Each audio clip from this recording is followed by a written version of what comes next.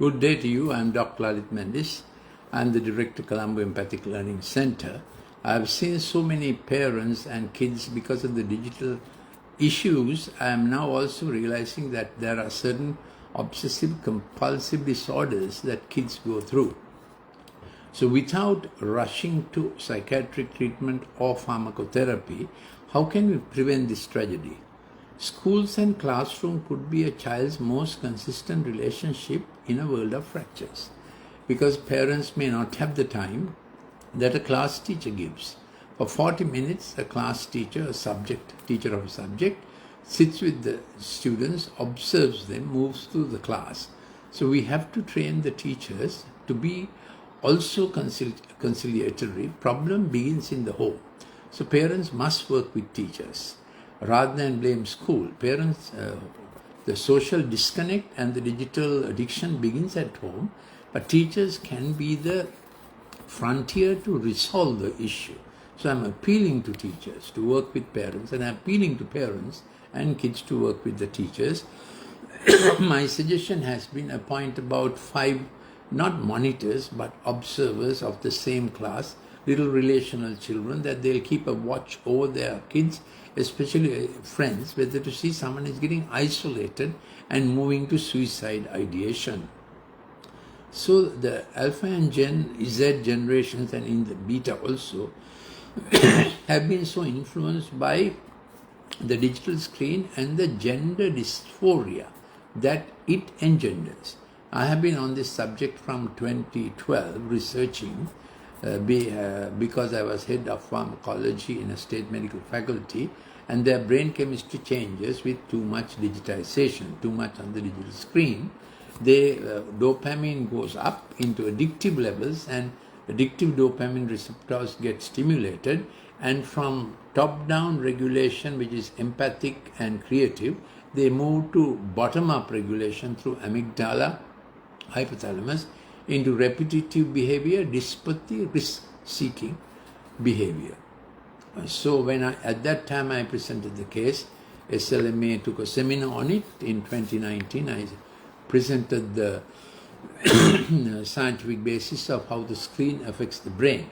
But for a long time we thought screen is the way forward. Now we know in many developed countries they have stopped using the screen in the classroom. And in many countries they have prohibited school-going children from under 16 getting into social media. Now there is a hue and cry that under 13 you must not give the smartphone. British Pediatric Academy nearly 10-12 years ago made this appeal not to give the smartphone to kids under 3 because their speech gets affected and phonemes don't form, they can't express themselves. If we listen to all this, we could have been in a better shape, but let's see what we can do. So screen addiction has minimized personal face-to-face relationality and the bonhomie.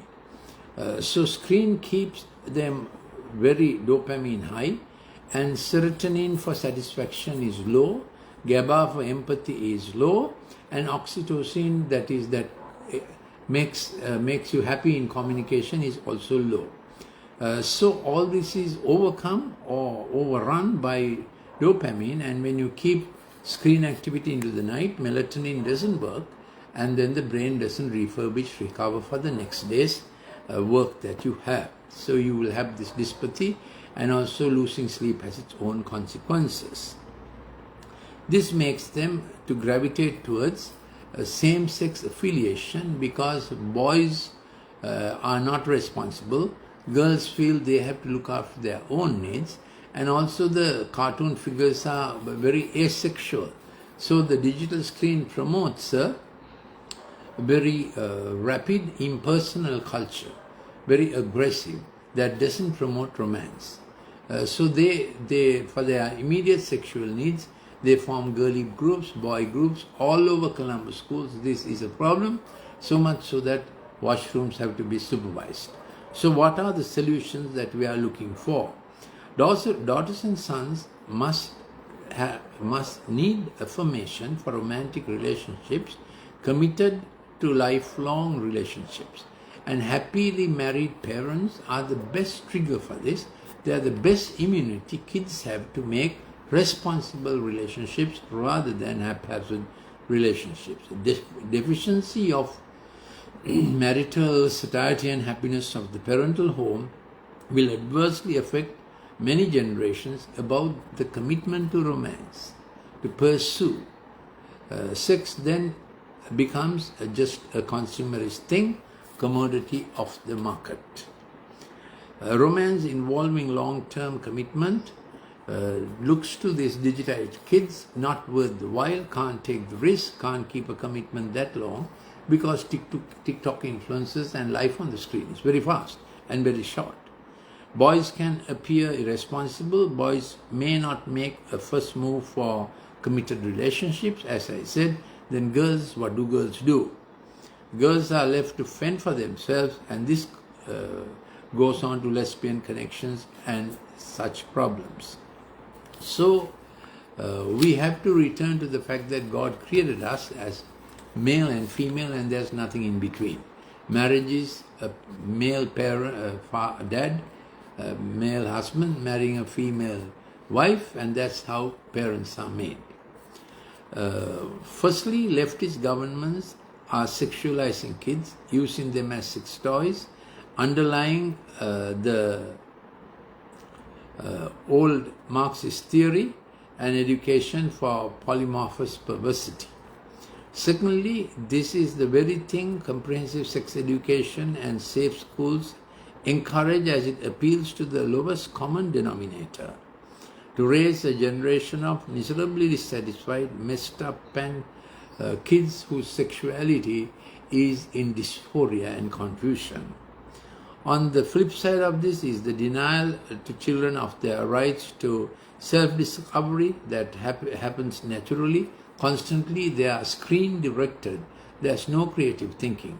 And with ChatGPT and artificial intelligence, already situation is worsening. So we have an uphill task, but we must not give up on getting kids to get back to activities, sports activities, speaking to each other, teamwork. So we have developed the Den and Dare Challenge Center with a lot of grips and ropes and thrill activity to be done by teams. You are welcome to contact us on WhatsApp 0742 11 5011. I am Dr. Lalith Mendis. If you want a cost-free consultation, please give a call to 077 171 2801. By depriving kids of the wonderment or discovery of self, and their intimate desires are all inhibited and they go the wrong way. So we have to give them more personalized games and activity. Our kids are being taught that there is nothing more to learn and everything comes from the screen only. So we have to show them that they are created in the image of God and they have a God-given potential, they have a sovereign will, that they don't have to go into the hiding place of the digital screen. In that hiding place they stunt and their growth is obstructed and they do not know what is best for them. And there's an anti-morality crusade goes on that anything goes, and therefore there is the children don't know what values to hold on to. There is no longer the means for kids to learn how to form successful and satisfying lifelong monogamous heterosexual relationships. We have to provide for them. We have to teach again social relationships. We have to teach again romance. Teach again, rather than come out of this fantasy world. Some time back I had a girl and I asked, what is your hobby? She said, I am collecting all the information about monsters that science has not discovered. I said, how do you do that? She said, I am well published on the screen, I am recording. So her virtual reality has shifted so far.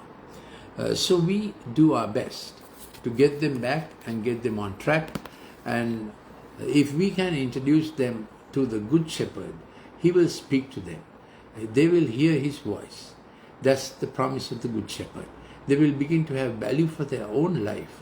when they begin to hear the good shepherd's voice of personal voice of comfort, voice of belonging. We must get back there. Science is now a little more humble because the world is going through a crisis and there are ecological crises, and they don't know why floods in so many major cities.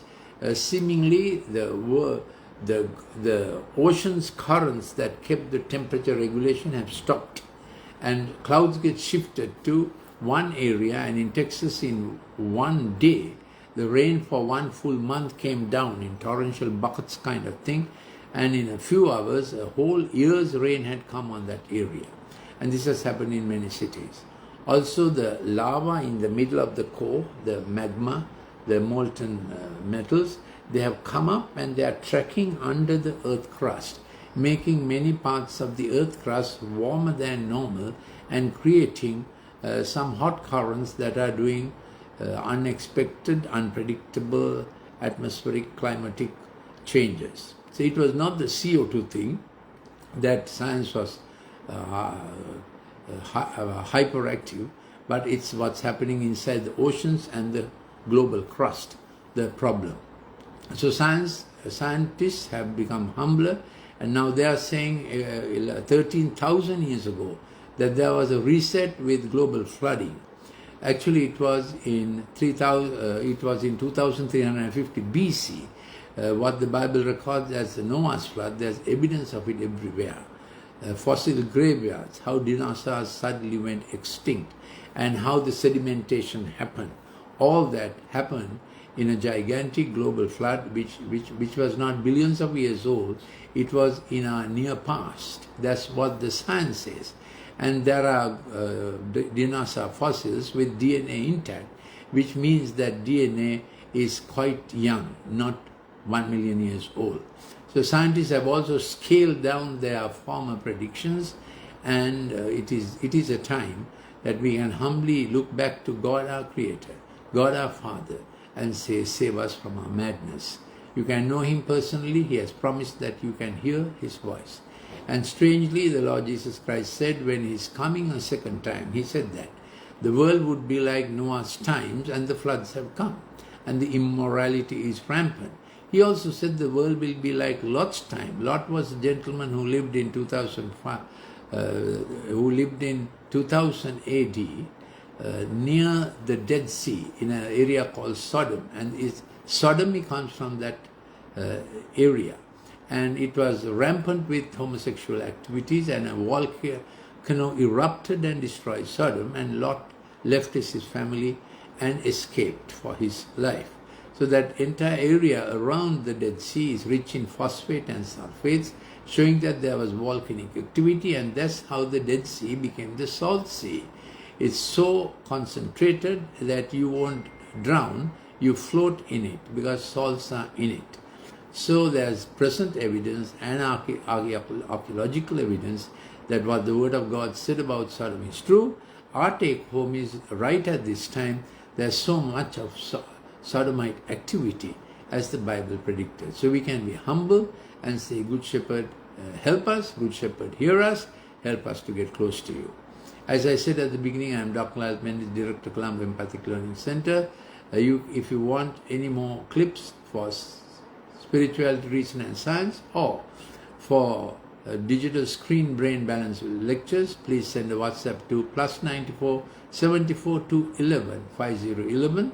If you want to bring a child for their digital problems or character issues, please give a call for a cost-free consultation to 077 151 2801. Thank you for listening.